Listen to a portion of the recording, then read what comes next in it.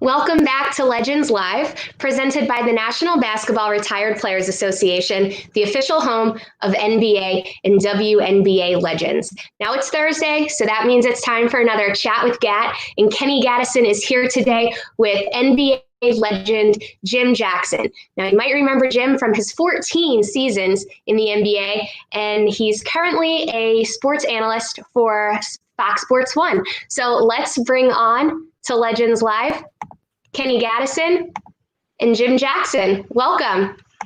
What's up? Hey, Jim. What's up, brother? How you doing? What's up, Kenny? Good to see you, man. Hope all is well. Hope the family is well.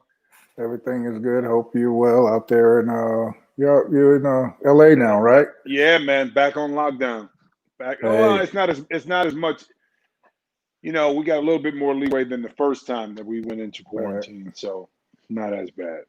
Well, like everything else, got to be safe. Got to be safe. That's right. Yeah. Well, let's just jump right into it. We've been doing these Legends Live podcasts for the last 3 months or whatever it's been, and it's been some really fascinating conversations and going through some of the current topics of what's happening in the world of society, and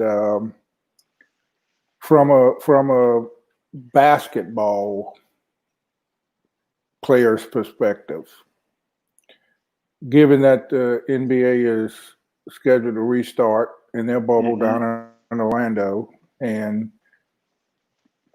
being a former player, how would you prepare physically, mentally, to you already prepared once for training camp, and then the season got shut down. Now, 3 months off. Now you're getting back into it in a bubble under circumstances there is no chapter in the player's manual that covers this. How would you go about this as far as mentally preparing, physically preparing, or saying, no, I'm going to put my family and my young kids in front of basketball for a few months and not endanger them, because, the bubble might be a bubble, but every bubble I've ever seen, it bursts at some point. So give me your perspective on just from a guy that had a long, very good career. What's been your take on watching this from the observation seat, as we all have?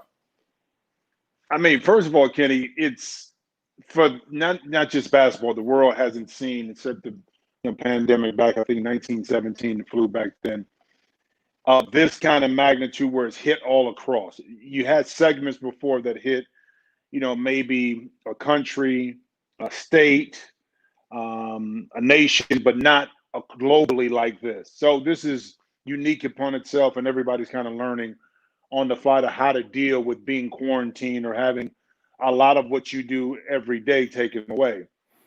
As a result to basketball, it's a lot to unpack here, because we've been through lockouts before, but lockouts, you don't start and stop. You may be delayed a little bit. You may not be able to practice and go to facilities, but you're still able to get out and play and do the things that you can do to keep in shape. During this, coronavirus and lockdown, players weren't allowed to go into facilities, not allowed to congregate, not allowed to get with players. So it was totally different. This is a total different mindset. And when you talk about restarting, you're not just restarting the body, you're restarting the mind. Okay. And to me, the physical part, you understand this, guys would figure out how to adjust with not playing with fans in the stands. Okay. But the difference to me is the team that will ultimately crown itself the champion will be the one that mentally was able to endure and stay focused on the job at hand when it starts to get monotonous, when it starts to get mundane, meaning the routine of every day of being in the bubble, okay, of not having the certain luxuries that you're accustomed to by being at home. Yes, During the playoffs, you travel, but your family could come along, or you got home games. It's going to be totally different in Orlando. I cover games for TNT, and I have to go down to Orlando in August for the first round of the playoffs. And I'm actually looking forward to experiencing what it's like to be in the bubble. But again, I'm not a player. So if you think about it, it's so many things that are going on and through the minds, I'm sure, of the players. One, getting yourself back in top quality shape to avoid injuries. Coaches trying to understand how to, get teams back to where they can get some sort of continuity early with those 8 early games to prepare themselves for the, playoffs. Can I then move up my seeding from a playoff perspective? All these things are going on, but the key to me, Kenny, more than anything, is the mental approach and aspect and how you handle being uncomfortable. Well, I think you hit the nail right on the head, because us as former players, we know the easiest thing to do is go play the game when the tip off. Definitely. Yeah, and it's like you're restarting from a stop and go. We all been through lockouts and work stoppages, but once you get started, you complete the season.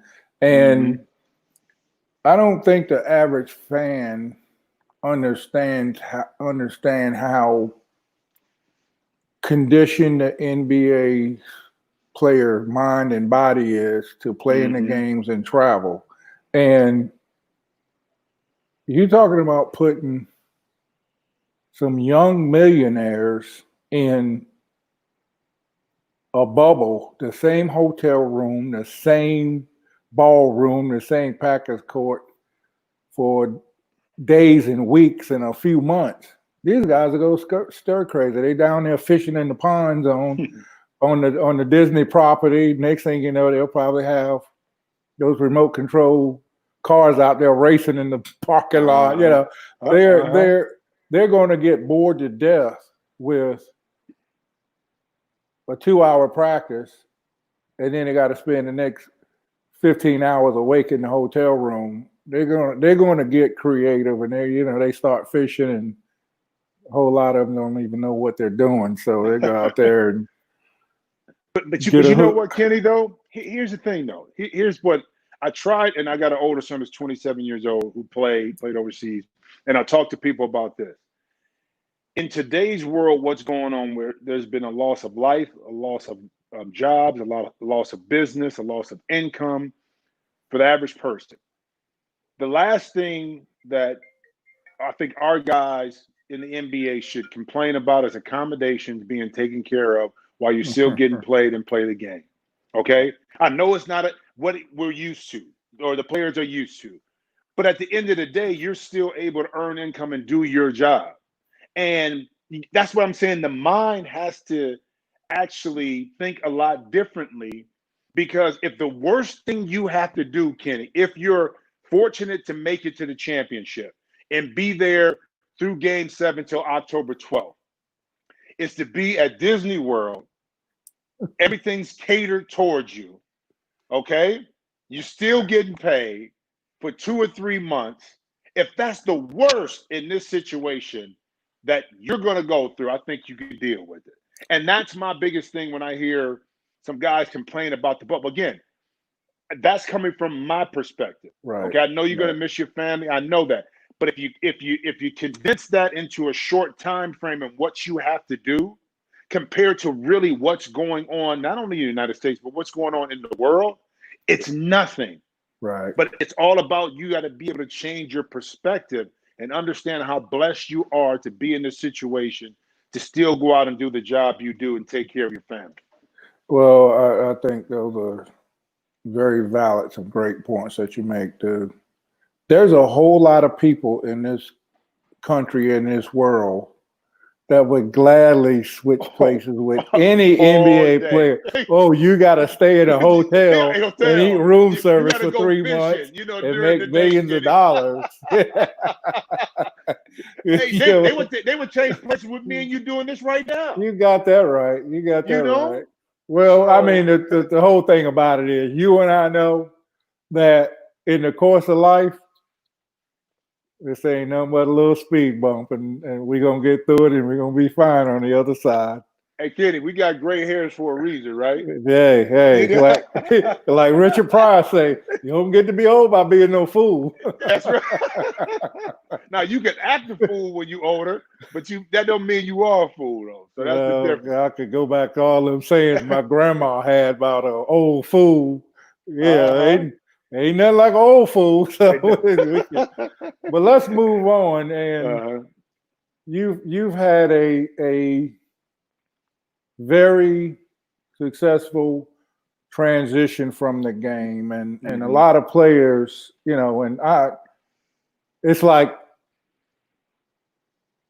almost every time I come over the show, I'm talking to somebody I either played against or played against and coached or something. Right. But I had the pleasure of coaching you, and I know what a consummate professional that you are in your approach. And the thing about our Legends Live podcast, I wish it was a way that we could force feed it into every hotel room of the players in the bubble, because they don't understand how important it is to build that network and build and foster those and nurture those relationships while you're playing. Because every player in their third or fourth year, you looking at the guy that's in his 10th, 11th, 12th year, you're like, old dude right there. You don't never think you're going to be that guy. Yeah, and then it goes by so fast. Talk about not your basketball career, but talk about the things that you did while you were playing. Our careers come down to 3 stages. Those first 3-4 years, you learning the game. You're seeing the game, and all the old guys tell you when you come into training camp, young fella, it's gonna slow down. It's gonna slow down. Just be patient. Yeah. So you get them first 3 years, the game's slowing down, and then you got them 4-5 years where I got this. This is a basketball game is a series of repetitive events for 48 minutes every night.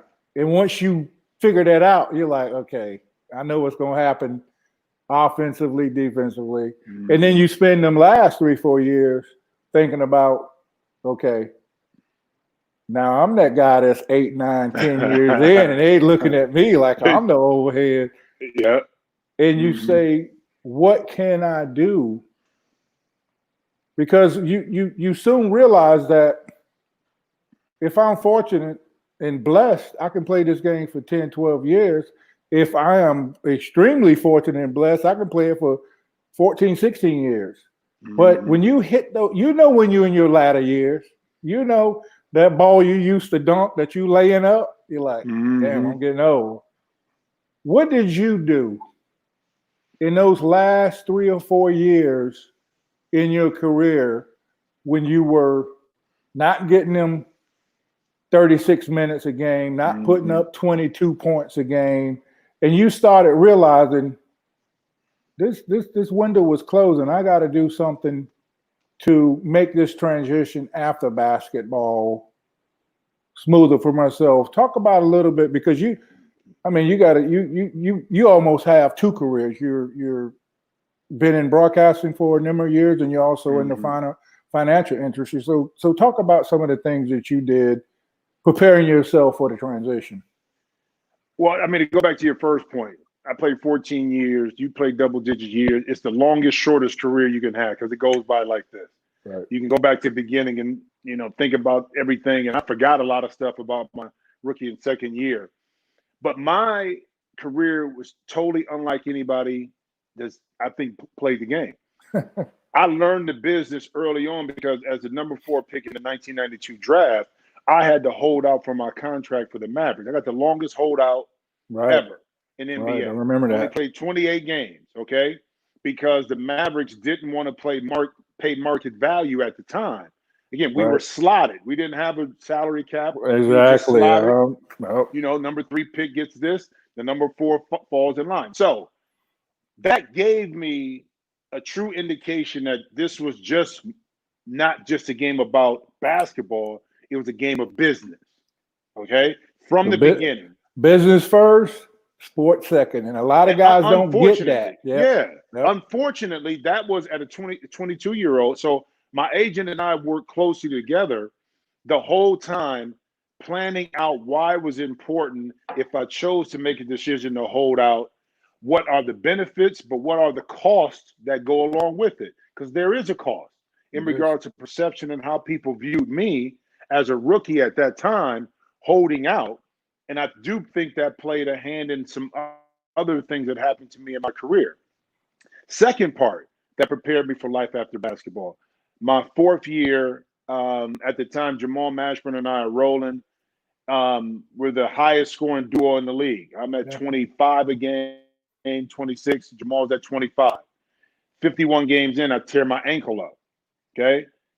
I never was the same player, but going through that injury also made me focus on, damn, this could be over at any given point. I got to make sure that I'm prepared, financially, business-wise, whatever it may be, whenever my career ends. So as I started to transition into being an older player, while I played the game of basketball, we owned restaurants in Dallas. We owned real estate in Dallas. So I was doing business while I was still playing, which allowed me to not have to carry a burden of understanding what am I going to do once I retire. When I retired, I was able to kind of walk away, take a little time off, because I'd already had some things in place business-wise that I can transition over. You know how it is, when you retire, people think that you retire and all of a sudden it's just, you just go off and do whatever, and it's, you don't miss it. But you're so accustomed to being in training camp, working out over the summer, the start of the season. These things have timelines. Yes. Since you've been 15, 16 years old, this is what you've been doing. It's like somebody that's been in business, or a doctor, a lawyer, this is what they do. So all of a sudden, when that gets cut off, you're not accustomed to that mentally and physically at all. And that is a transition to have to now adjust to normal life, so to speak, because for 15 years, 20 years of your life, you've been programmed to do a certain thing. You had a certain set of skills. So that allowed me, I think those iterations in my career built me up to where I'm at today, not only broadcasting, but, some real estate stuff. But every step I went through, the times in my league when, maybe it didn't go the way I wanted basketball-wise, right, but professionally, by being in different cities, 12 different cities, meeting people, developing relationships, have paid huge dividends now post my basketball career. I think that's one of the things that the young players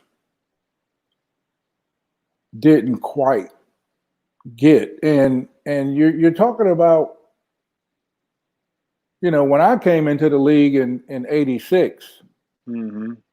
the whole salary cap for the team was $12.5 million.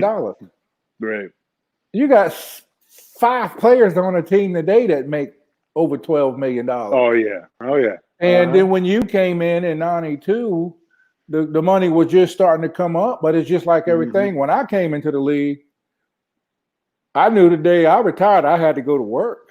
Right. And I found myself as the old head, but I found myself staying out to practice, helping the young guys, and mm-hmm. If they needed some work early, and I'm like, okay, I'm early. I could get there early on, and I'll work with you early. So I found myself basically my last couple of years playing, I was player / assistant right? coach. Yes, assistant coach, yeah. And that's what steered me towards the coaching career, But just like you said, I put myself in situations, and I built my network here in Charlotte, where I played most of my career. I had a restaurant, I had a commercial credit rating service, and all of these things, knowing that this game was going to stop when I wanted it to, or when I didn't want it to. Either way, you don't have control over it, and you have to prepare yourself for those things while you're playing. And so many young guys make the mistake. They try to prepare after they fit. When they take that jersey off your back, anybody returning your call, your agent won't even call you back because there's no more commissions for him to make. And a lot of guys get hit so hard with that shock that, well, wait a minute. Last year, every time I called this guy, he picked up the phone. I ain't on the roster now. Every time I call him, it goes to voicemail. There's a difference, and I just wish I was, in my position as a VP of the Retired Players Association. I talk with guys from the 60s, 70s, 80s, 90s, 2000. Just, that's my job, and I hear how they either have success in their transitions or it's a major struggle. And the thing that you can't emphasize enough is you build that network while you're playing, because that's when you're going to have the most impact. And, you're one of the lucky ones. You were fortunate to have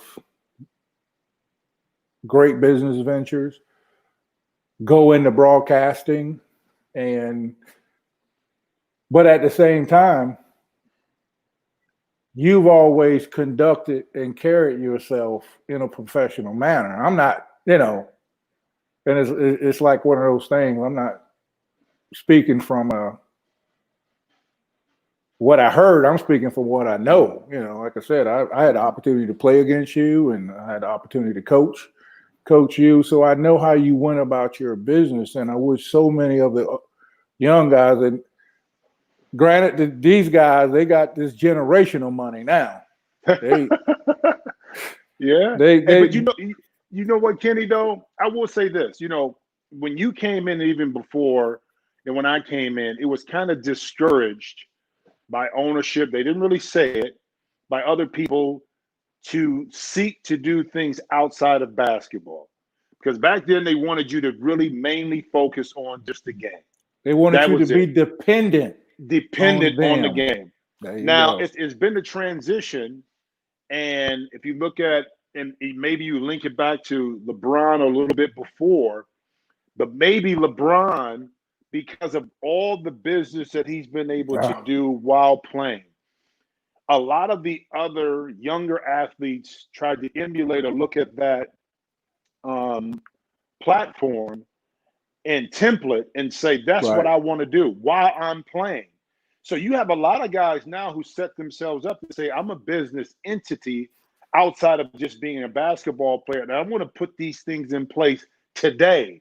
Right. Whether that's technology, whether that's real estate, whether they're doing film, whether they're doing music, whatever it may be. A lot of times back in the day was us, restaurant or some kind of music thing. No, these young kids now, man, they're on the technology and all other sorts, creating films and doing everything. So there is a group of young guys now that I see that, because the contracts are so big, they're now allowed to be able to do things that we weren't even able to look into.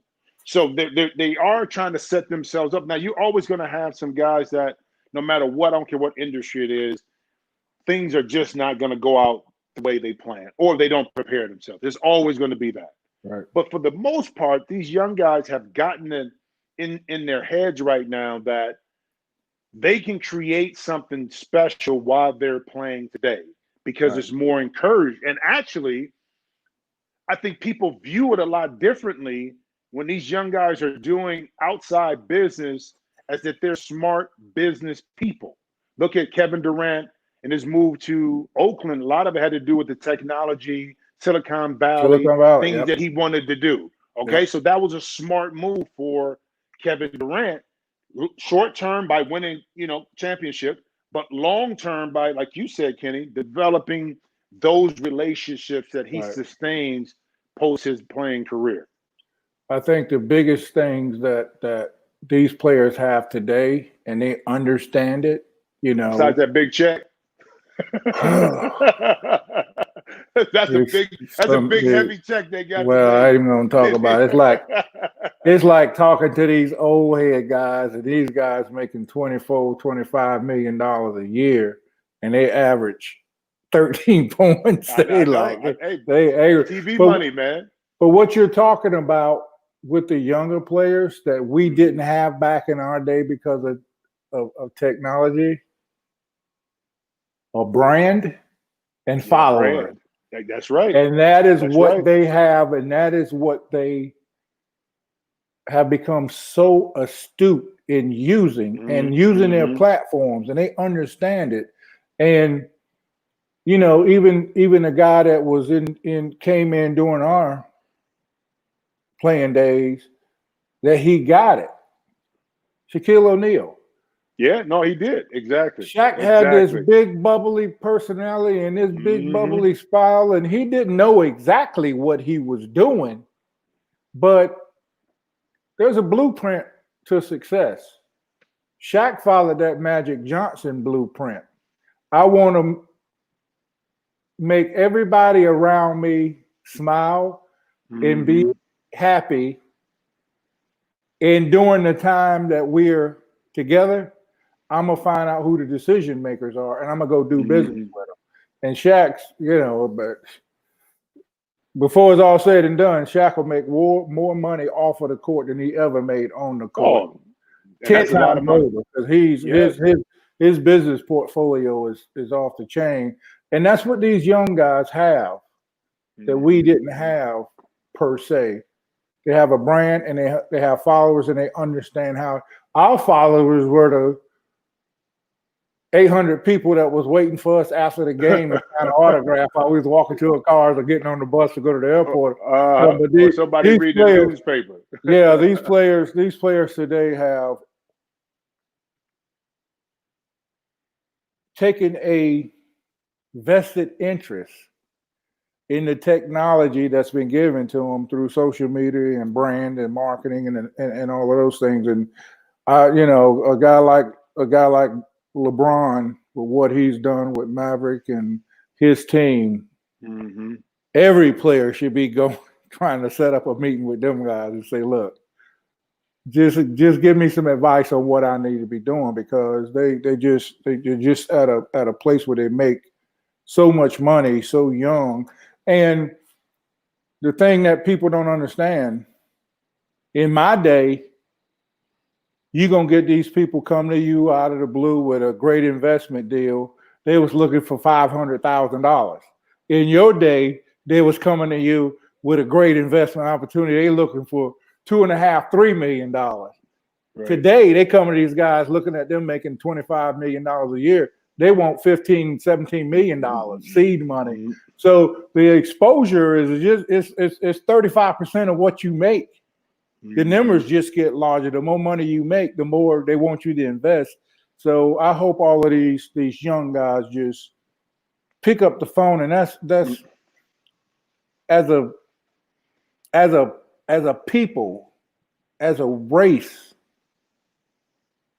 Black folk haven't been the best throughout the history of this country of picking up the phone and asking each other advice of, how did you do this?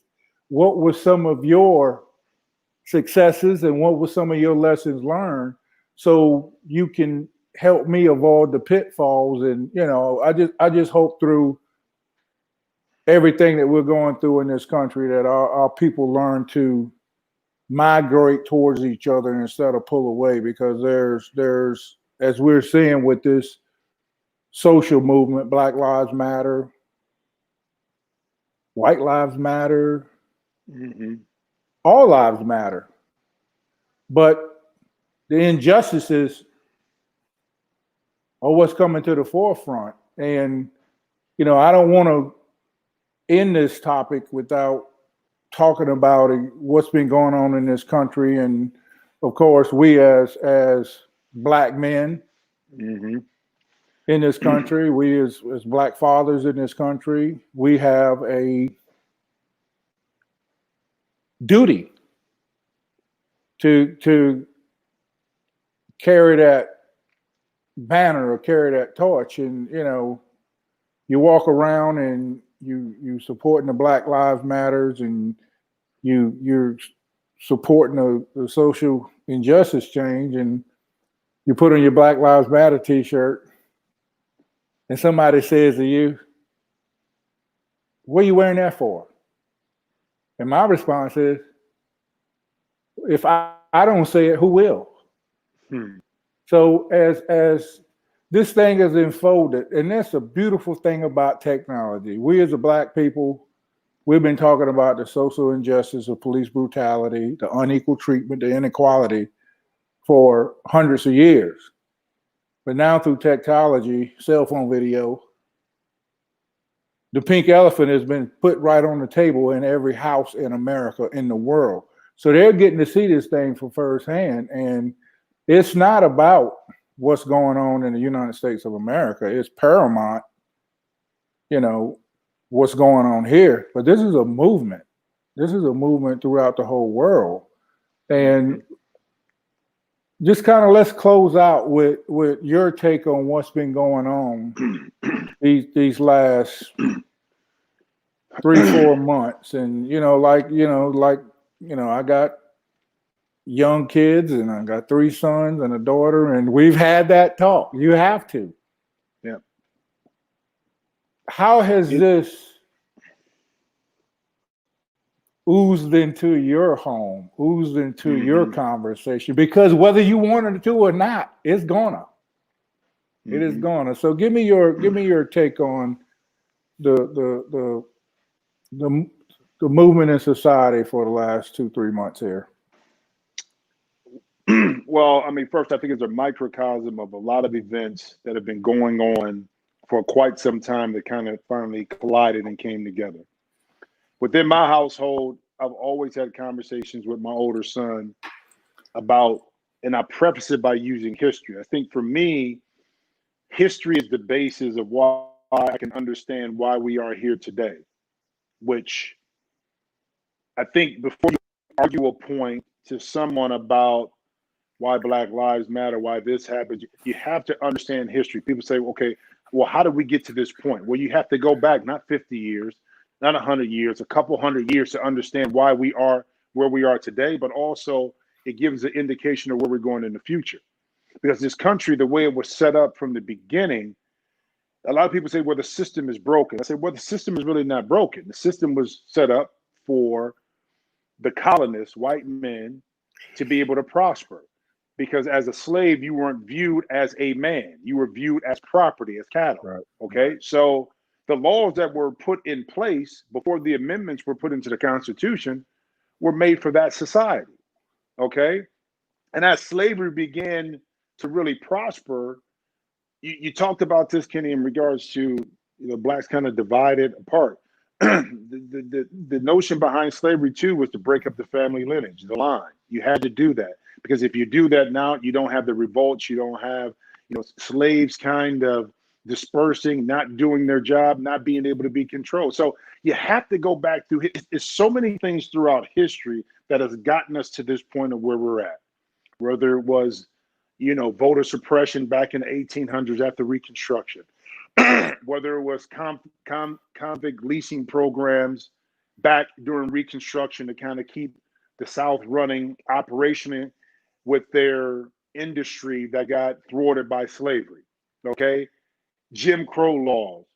Okay. The Civil Rights Act of 65 was preceded by the Civil Rights Act in 1867. Still fighting for the same thing. Okay. So when I look at what's happening today, the beauty of it is it's a lot led by young people of non-color. Right. Okay. That are kind of tired of what their parents and grandparents taught them. Okay. Part of the issue too, that if you want to change how society views the powerless, the laws we figured out don't really change minds. They may change, jail sentences or what you do if you can get convicted, but it doesn't change your mindset. Right. Education early on is important because what you get taught or what you don't get taught is the key. Because as a young kid, I have a 2-year-old. When I see him running around at the park, he sees a kid that's maybe white, Hispanic, Chinese, Jap, whatever. He didn't see, all he sees is a kid. That's it. That's all he sees. I would have to teach him as a parent not to like a person of a different ethnicity. And that's what I'm saying, like the education, when you really don't teach the full history of a culture, then you don't give them the benefit of the doubt when things are going on in life. I think that is where it has to start. That's just, I think an African-American culture, history has to be taught at a higher level than Abraham Lincoln just freed the slaves. Well, there's a lot more to that. Yeah. Okay. It's a lot more to that. And that's where it has to start. But where we're at today, Kenny, I love it from this perspective is that it's broad, it's across the board. It's different cultures, different ethnicities, younger people, and it's not just in the United States, it's worldwide. The thing is to keep the momentum and the conversation going. Right. And those are the things that we know to be true in this country, that no matter what place we're in right now,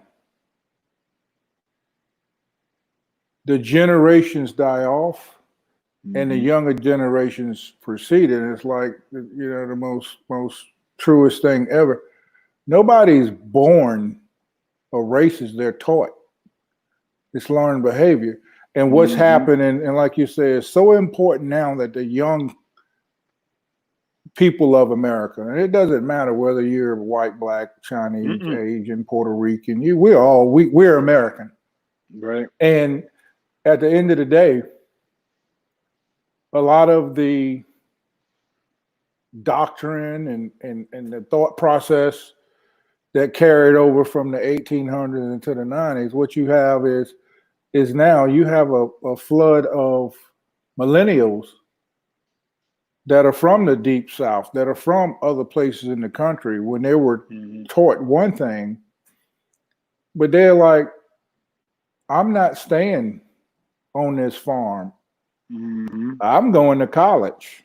And they go to college and they meet people of color and they come back home and they're like, grandpa, mom, dad, they don't eat their firstborn. They love their kids and their families just as much as we do. So everything you taught me was a lie. And what's happening now is there's an awakening. And some people ready for it. Some people want to fight against it.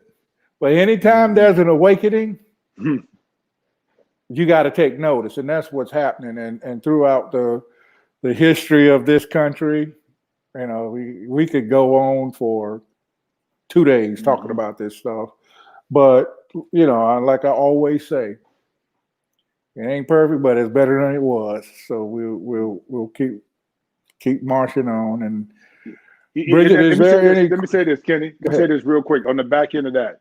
And I think this is where things are changing a little bit. Whether you're a Native American, Hispanic, Black, we were always taught that we had to figure out how to operate in a white person's world in order to succeed. We had to really understand and dive and dig into their thought process, how they think, how they act, and figure out how they move in society. Because in order for us to advance and succeed, any minority, you had to figure it out because these were the people in power. On the flip side, why there always was a misunderstanding too, I truly believe too, is that white Americans never really had to understand what affected me. That's right. What affected a Native American, what affected a Latin American, because they were going to be able to operate no matter what because of the way the system was set up. But now I think as the world has become smaller because of technology, that culturally they're starting to collide. Well, now more young white Americans are tied into the cultures outside of theirs, and they want to know more. They want to find out more. They're intrigued more. And that's a spur and a change that's great. But as you said it, and I'm ending with this, it's scaring a lot of people because you don't want to lose power. You don't want to lose control. And they can see that kind of slipping away a little bit. That's another conversation. Well, yeah, like I said, that's another conversation. But, you know, you're not losing power. You're not losing control.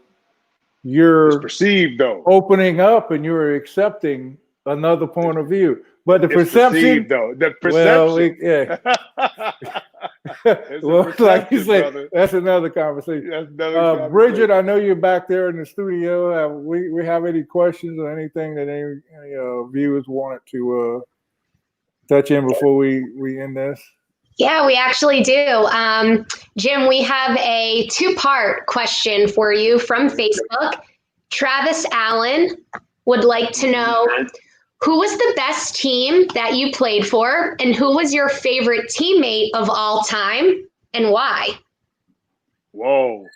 I mean, that's a great question because I played for 12 teams. So, I mean, I had a lot of teammates. So, probably my favorite teammate is Sam Cassell, who was in my wedding, actually. And I've had the pleasure of having some great teammates. I mean, from J Kidd to Mash to Tracy McGrady to, Allen Iverson, Kobe Bryant, Yao Ming. Chris Webber. The list goes on. Steve Nash. I played with the best. But Sam and I connected on a different level. And as far as best teams, I'm going to say 1A and 1B. When I went with Sacramento in 2002, at that point in my career, I'm like, man, I'm not having any fun. I'm moving from team to team. I want to find a home. That Sacramento team allowed me to enjoy playing the game again, just by how it was built. Okay. And then when I went to Phoenix, it was very similar with Steve Nash and Mike D'Antoni. Amari was young. The closeness reminded me of Sacramento, the things we did together. So those two teams stand out, and I gotta say one is better than the other, but I will put them together. And then my man Sam Cassell. I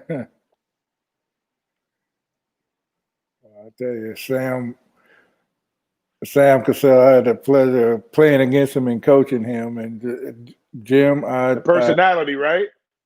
It's Sam is probably the smartest player I've ever coached in my life. And, because I played against him and I coached him and then I had a chance to sit down with him and talk to him,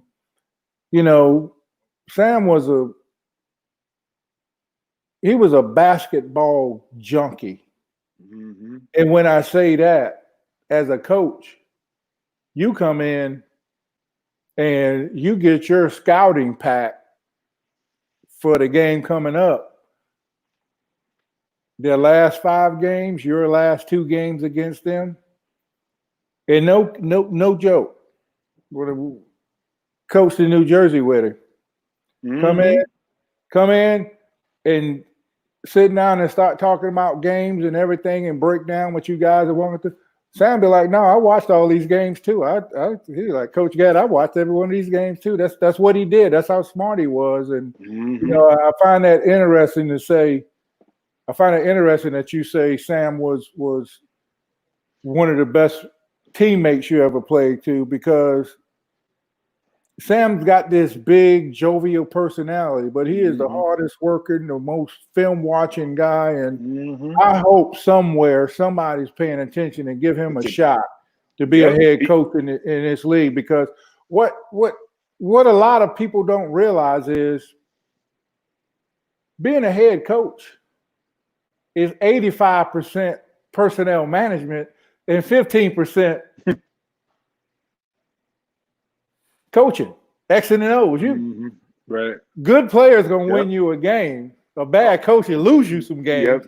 But since we talked hit on Sam, I'm hoping there's there's a team out there that give that young man a chance to be a head coach, and he has all. He's the guy that has all the pedigree, championship ring, and all. And for him not to be given an opportunity to be a head coach, and hopefully, knock on wood, I hope Sammy gets his shot. So But anyway, brother, as always, it's been a delight to chat with you and get some of your insight. And, I just think that the perspectives that you gave are so multi-layered that if we could bottle up one podcast and send it to every current player's Instagram, Twitter, anything. I think it is this one because you got it real quick. It's a business first, it's a sports second. And a lot of guys don't understand it's a business first and a sports second until after the jersey is off their back. And now they're trying to conduct business and nobody will call them back. So,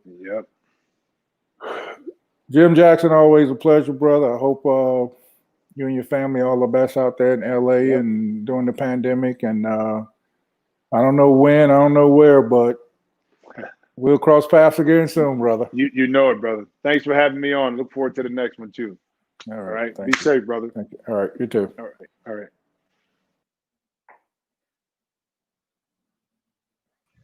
All right, Bridget, here we are. Yes.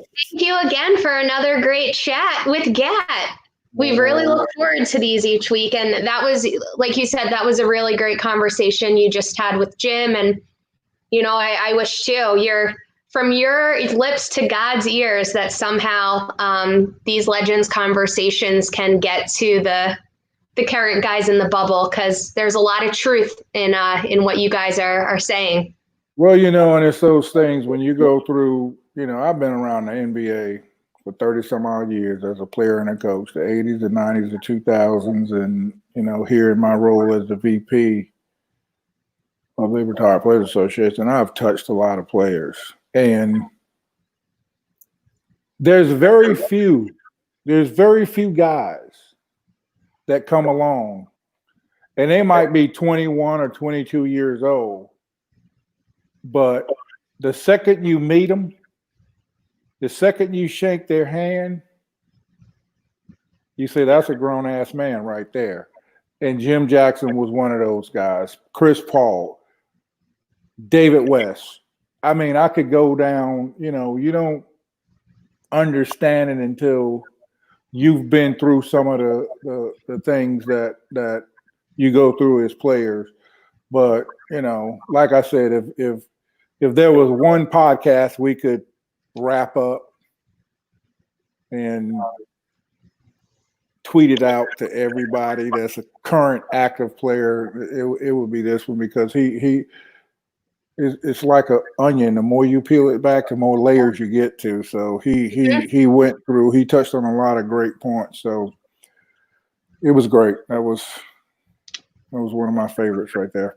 Well, thank you again, and thank you to Jim Jackson for joining us today. And we will be back on Tuesday. We have two-time WNBA champion Yolanda Moore is going to be our guest host on Tuesday. So that'll be right here, same place, NBA alumni on YouTube, Twitter, Facebook, and Twitch at 5 p.m. Eastern, 2 p.m. Pacific time on Tuesday. And until then, you can catch any of our previously recorded episodes at legendsofbasketball.com/Legends Live, including today's wonderful conversation with Jim Jackson. And until next week, thank you again for tuning in. Take care of each other and be well.